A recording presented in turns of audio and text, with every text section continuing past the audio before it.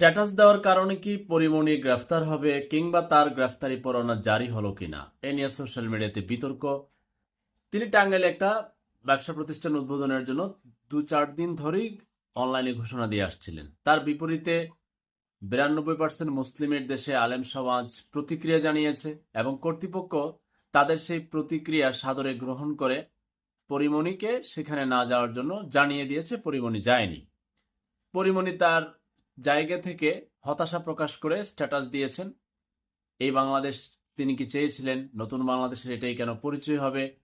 কেন তার আগে মেহজাবিন, পড়শি, তৃতীয় 3 নম্বর তিনি কেন আজকে এই অবস্থান পড়শি এবং মেহজাবিনের পরে? এ নিয়ে তিনি তার হতাশা ব্যক্ত করেছেন।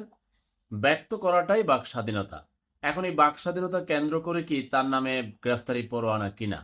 উত্তর হচ্ছে, তার গ্রেফতারি পরোয়ানা হচ্ছে নাসির উদ্দিনের